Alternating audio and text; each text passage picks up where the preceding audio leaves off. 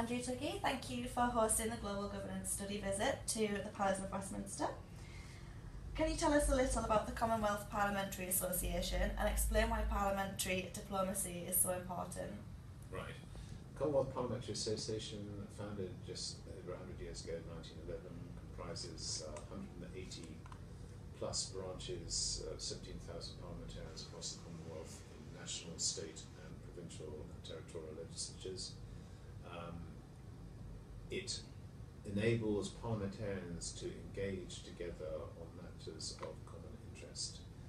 The value of parliamentary diplomacy is extremely important because it enables parliamentarians to talk to each other because they all belong to a club.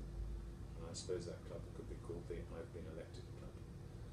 And you can only be a member of that club if you are an elected representative. And it enables them to talk fairly freely about some of the issues that interest them in their work, whether it be how they run their offices, how do they deal with their parties, if they want to vote against their parties and the challenges, how much money they get paid, how they deal with issues such as equalities in their particular countries. And so it's the term of parliamentary diplomacy is extremely important. Fantastic, thank you. With today being International Women's Day, I was just wondering if you could briefly explain to us the CPA UK's work surrounding women's rights.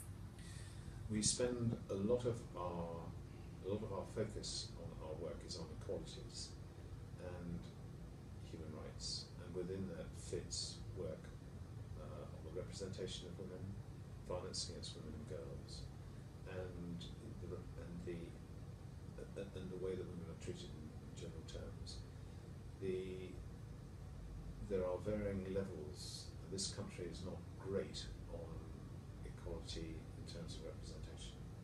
We're getting better. I think we're about 28% in the House of Commons at the moment. In Wales, the Senedd was very good. It used to be actually at one stage I think it was over 50%, but it's dropped down a bit now. And considering that women are 50% of the population, it seems rather strange that there aren't more women represented. The issue of violence against women is something that pervades all stratas of society. No matter which country you come from, no matter where you are in the world, any country that says they don't have an issue of violence against women is incorrect. And so we spend a lot of time trying to engage on those issues. And International Women's Day is a focus. We had an event yesterday, we have an event today, and then next week, which is Commonwealth Day week, there will be a focus on women as well. Wow, thank you. As you're aware, myself and some of my fellow Global Governance students are anti-slavery ambassadors for the University of South Wales. Can you just tell us some of the work that yourself and the CPA UK are doing surrounding modern slavery, please? Yeah, I think that's great that you've got that in the University of South Wales. And the last job, one of the last things that the current Prime Minister did when she was Home Secretary was to authorise a project funding for us to take and discuss modern slavery issues with Commonwealth countries.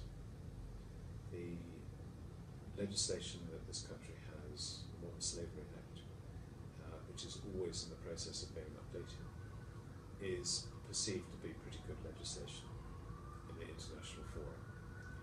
And we wish to engage with parliamentarians in several Commonwealth countries to exchange views, to share knowledge on some of the challenges that they and we have on modern slavery and human trafficking.